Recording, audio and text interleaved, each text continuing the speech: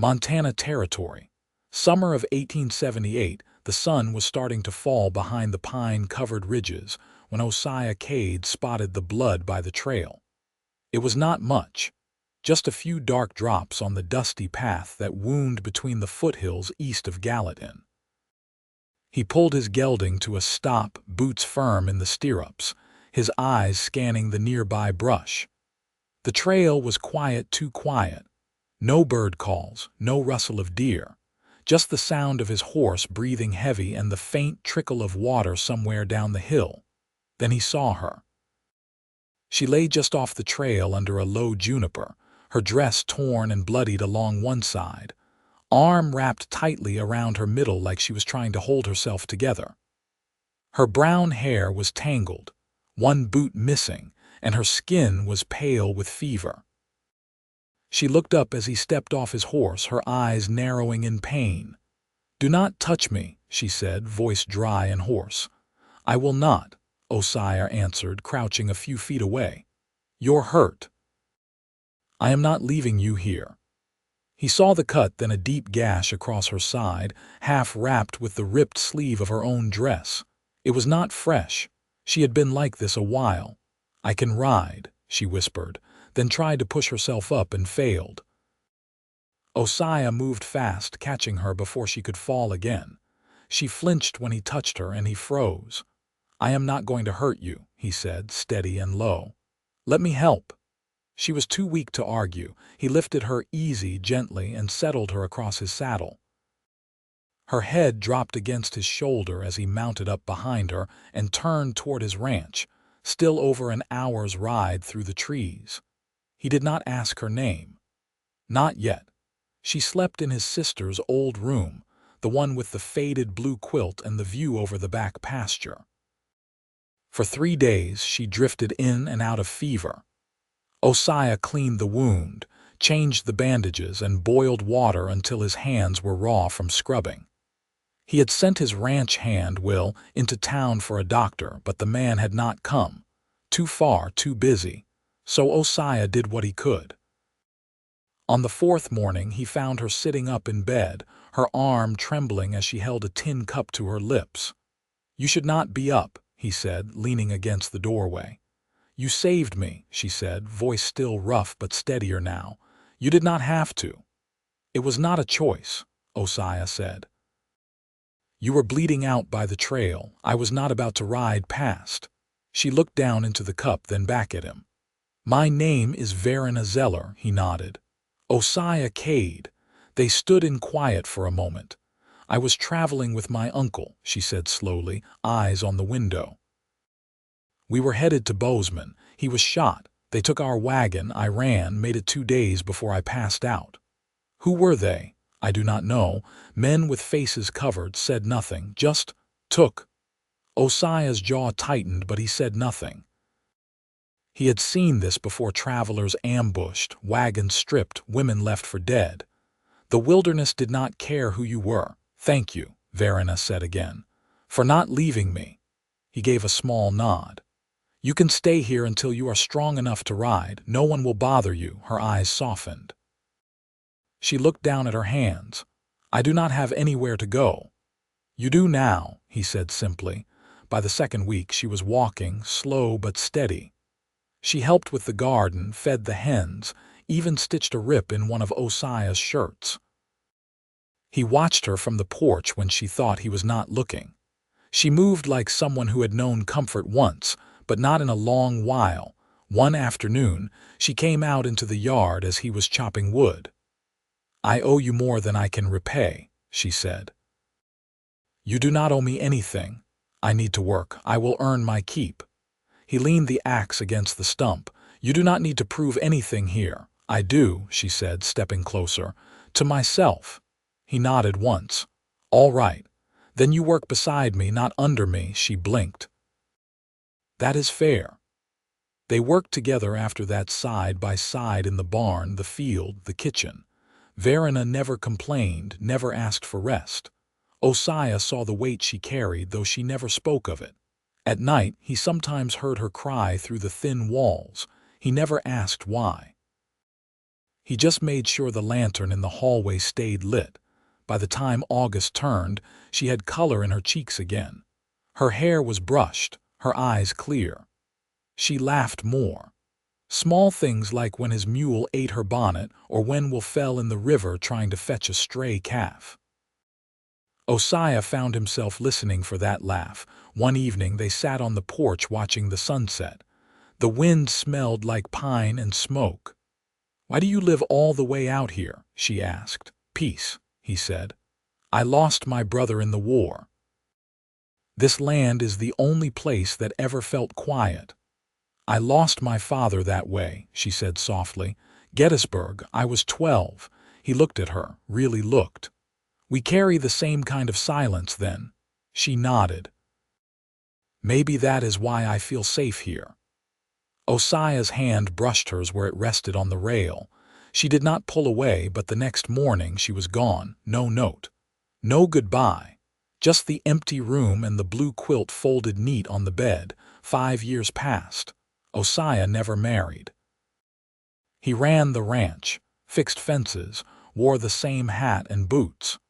Some nights he would sit on that porch and look down the trail just to see if anything stirred. But it never did, until the spring of 1883. He was coming back from the south pasture, saddle dusty, hands blistered from the plow, when he saw the woman standing at the gate. Her dress was clean, plain, like old times. Her hair was longer now, but it was her. "Verena," he said, voice low. She smiled, slow and sure, eyes bright with something he had not seen in years. "I came back," she said. He stepped down from the saddle, not taking his eyes off her. "Why now?" She reached into her satchel and pulled out a small bundle wrapped in linen. Inside was a hand-stitched glove, a woman's riding glove, soft and worn. "I came to give you my hand," she said. "In thanks for saving my life, for giving me a place to start over." Osiah stepped closer. And because I never stopped thinking of you," she whispered. "Not one day." He reached out, gently took the glove from her, then her hand. "You came back," he said. "I came home," she answered. Their hands stayed clasped.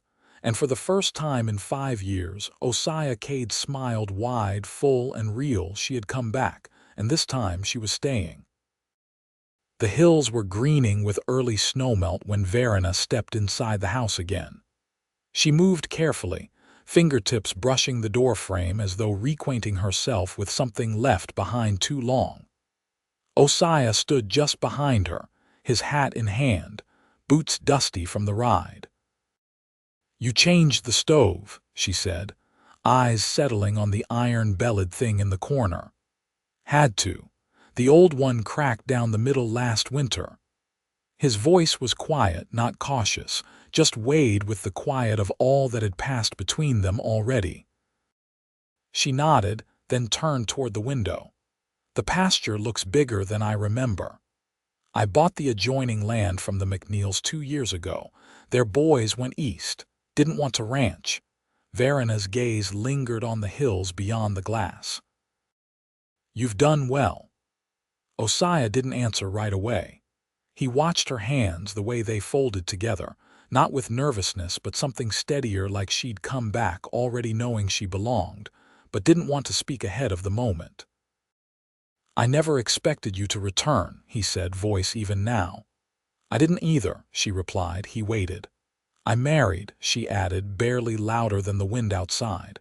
"His name was Emil. He was a carpenter. We had a shop in Butt." Osiah's hands didn't move. He didn't blink. "He died last spring." Her voice didn't shake. "Fell from the roof of the rail station while repairing a beam. It was quick." Osiah nodded once, slow. "I buried him beside his mother," she went on. "Then I packed what I could carry. Took the northern road." She turned fully to face him then, her eyes steady. "I didn't come back because I had nowhere else," she said. "I came because when everything else fell away, this was the only place I wanted to remember." Osiah let the silence settle between them, not out of uncertainty but reverence. The house held it quiet and close, like it understood what was being said. "You still have that mule?" she asked, letting the heaviness ease for a breath. He half laughed. "Old Tobias. He's more bone than beast these days, but he's still stubborn enough to guard the fence line." Verena smiled, real and soft like sunlight through gauze. "I'd like to see him. He'd like that." He hesitated. "You can stay as long as you need." "I'm not passing through," she said. "I brought tools. I sew for a living now. There's a market in Bozeman, and I can keep a house if there's one that needs keeping." "There's room here," Osiah said. She stepped closer, slow, then paused. "There's something I need to ask before I settle anywhere." He met her gaze. "You ever wish I'd stayed gone?" Osiah looked at her like he was reading something carved into stone, something he'd waited a long time to see written clear. "No," he said. "I wished you'd come back in spring just like this. I just never believed you would." She reached for his hand, not tentative, but sure. "Then let's not waste any more time pretending we're strangers." He took her hand, warm and calloused from work, and didn't let it go. Later they walked the pasture together. The grass was short yet, flecked with the beginnings of wild mustard. She paused by the fence rail, watching 2 yearlings nose at the gate. "You still keep that ledger?" she asked. "Every Monday," he said. "Still can't make sense of my own handwriting." "I could help with that," she offered, "if you'll let me." Osiah looked over at her, the wind catching strands of her hair, the sun pulling gold from its brown. "I'd like that," he said. Verena didn't answer with words. She just leaned her shoulder against his, and they stood like that until the light softened and the cattle began to drift toward the barn. That night, he set a second place at the table without asking. She ladled stew into his bowl, then her own, and they ate without hurry. When he reached for the bread, their fingers brushed again, this time without pause. She didn't pull away. They didn't speak of the years lost. There was no need. The quiet between them was no longer filled with absence, but with the slow, steady build of something lasting. And in that silence, something took root. Not new, but returning like spring after a long-held frost. The cottonwoods along the creek had leafed out in full by the time Verena began sewing in the front room. She set up her small table near the window, where the light held steady through midday, and began taking and mending from neighboring ranches.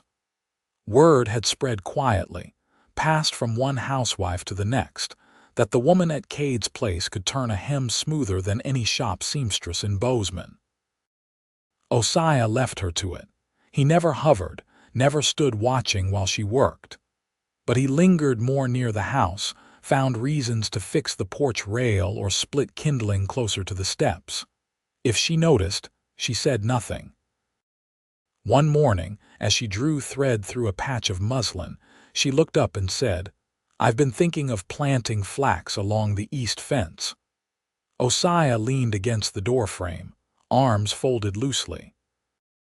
"You planning to spin it yourself?" "My mother did back in Illinois," she said, still watching her needle.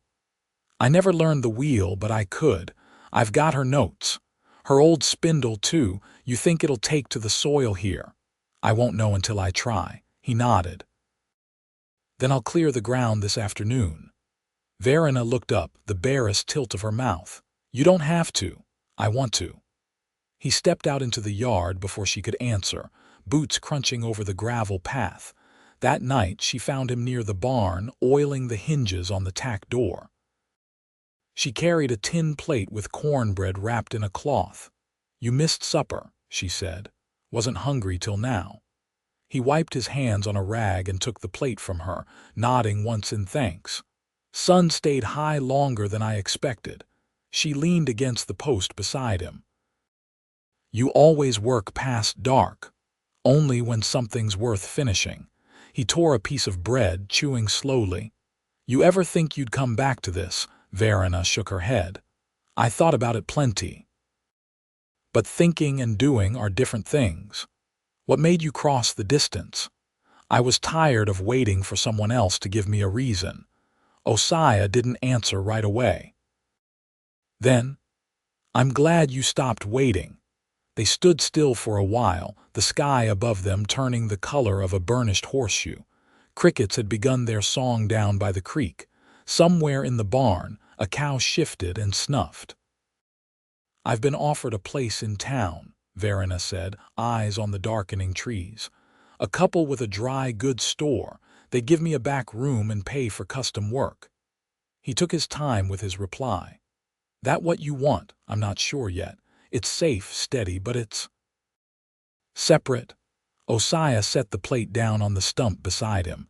"You've got a place here, not out of obligation, out of choice." "I know." Her voice was low. "That's what makes it harder." He turned toward her then, not close, but near enough she could feel the warmth off his coat. "You don't owe me anything, Verena. Not your staying, not your leaving." She looked up. "And if I choose to stay for you, not because I need to, but because I want to," his jaw worked once, "then I'll spend every season proving you were right to." No more words passed between them that evening. She took the empty plate back to the house, and he watched the stars rise over the ridge, his heart beating a little different than it had the day before. The next morning, she stood at the stove when he came in from the early rounds. She handed him a cup of coffee, black and hot, and said, "I told the couple in town I'm staying put." Osiah swallowed a long drink before answering. "You sure?" "I've made enough decisions from fear. This one's from peace." He reached across the counter, took her hand where it rested near the flour tin. "Then we build something from that." She didn't speak, just held his hand in hers, steady and certain. Later that week she planted the flax. He turned the soil for her, and she walked the rows barefoot, pressing the seeds into the warm earth. By midsummer, blue blossoms would cover the field.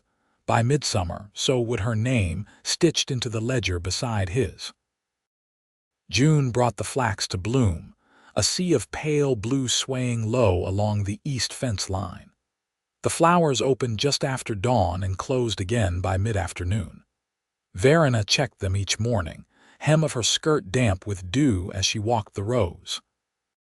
She'd taken to keeping a folded cloth in her apron pocket, wiping her hands as she worked. Never one to let soil stay under her nails for long. Osiah had begun building a new shed near the henhouse, something they hadn't discussed outright but had both known was needed. The old one leaned too far west, and last year's snow had bowed its roof. He cut the beams himself, working with a quiet steadiness that matched the rhythm of her days. One evening, as the frogs began croaking down by the creek, she found him sorting nails beside the frame. "You plan to roof it before the rains come?" she asked, brushing her hair back from her brow. "If I can find more cedar planks," he said. "Larson's mill shut down early last week. 2 of the men caught a fever." She crouched to look at the joint he'd pieced at the corner post. "The cut's clean." "You've a good hand." "My father taught me," he said, tightening the brace. "He built his own house in Missouri, said a man ought to sleep under something he put up himself." "Mine never built a thing," she said. "He sold paper and read poetry to us by candlelight." Osiah looked up at her. "You miss him?" She hesitated, then nodded. "Most days. He died before I turned 13, but his voice stayed with me." He let that settle before saying, "You ever read the poem Still?" She smiled faintly. "Sometimes, when the wind's quiet enough." He straightened, brushing sawdust from his trousers. "You could read one to me sometime." She looked at him for a moment before answering. "If you'd sit still long enough, I might." They walked back to the house together, neither mentioning the way their shoulders brushed as they stepped through the gate. That Sunday, Verena rode into Bozeman with a basket of finished garments and a bolt of linen she'd dyed herself. She wore a cotton dress the color of river clay and a broad, brimmed straw hat she'd reshaped with steam. Osiah saddled her mare without her asking and walked her to the edge of the lane. "I'll be back before evening," she said. Take your time, he replied, but his gaze lingered long past when her figure disappeared over the rise. When she returned, her cheeks were flushed from sun and news. The mercantile's expanding, she said over supper. They're opening a second room for dry goods. I asked if they'd carry flax thread. He reached for the stew pot. They say yes. They said they'd try a few spools and see how they go. It's a beginning. He nodded, pleased. You're making your way. I want it to be our way, she said, not looking at him, just folding her napkin slowly. If you still mean what you said. He set down his spoon. I meant every word. She finally met his eyes. Then I'd like to make this official, not just by ledger or shared work. Osiah stood, rounded the table, and knelt beside her without flourish. I've no ring, he said. But I've got this land and my word and my hand to offer. She reached for him, steady. Then I'll take all three. They married beneath the cottonwoods 2 weeks later, with Will as witness and the preacher from Madison Valley riding in on a borrowed mule. Verena wore a dress she'd sewn in secret, pale sage with a ribbon of flax blue along the hem. Osiah wore his cleanest shirt and the boots he'd resoled himself the night before. There was no music, no feast. Just a quiet vow, a clasped hand and a kiss that tasted of sun-warmed air and river stone. That night he lit the lamp in the bedroom and turned toward her, unsure if the light should stay or be dimmed. She came to him without hesitation, her hand at his collar, her mouth warm against his. You waited, she whispered. I would have waited longer, he answered. You don't have to. They lay down together, not fast, not awkward, just quiet and close, like two people who had already shared every winter and were now reaching for spring. Outside, the blue flowers along the fence folded in for the night, and the wind carried the scent of pine and warm earth through the open window.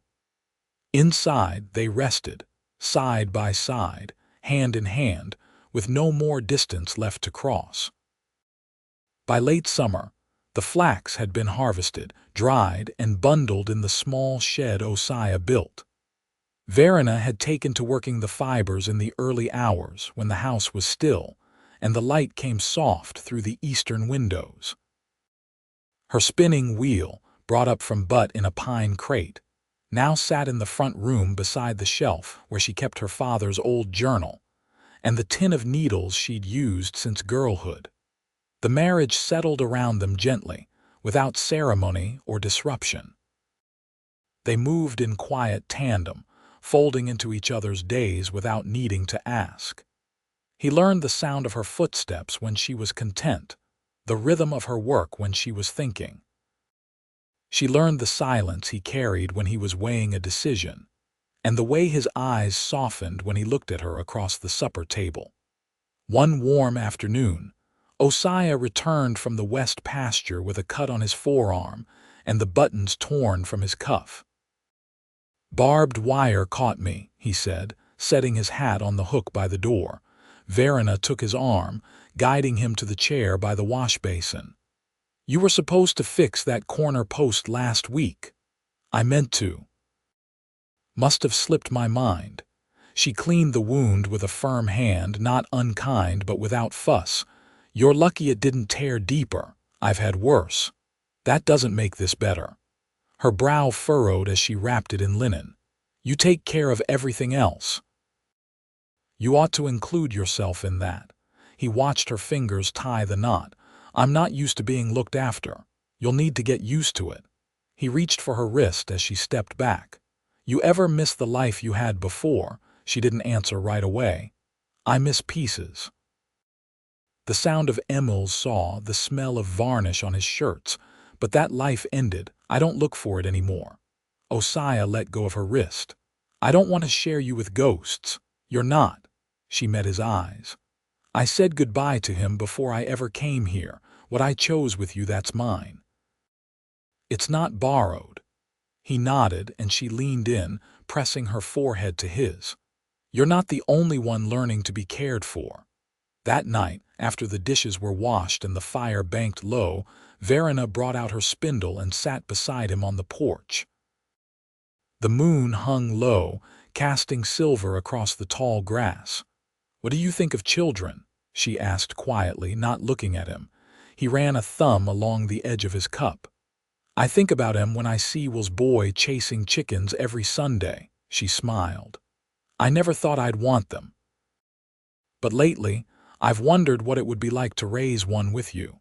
He didn't speak right away. Then he set the cup down and took her hand in both of his. "I'd raise them to know stillness doesn't mean weakness, that a person can be quiet and still own the strength to stay." She nodded once. "Then they'd be lucky." They sat like that until the air turned cool enough to chase them back inside. By the time October came, the garden was turned, the shed was full, and the first frost had silvered the fence rails. Verena was up early one morning, kneeling beside the hearth, when she paused and pressed a hand to her stomach.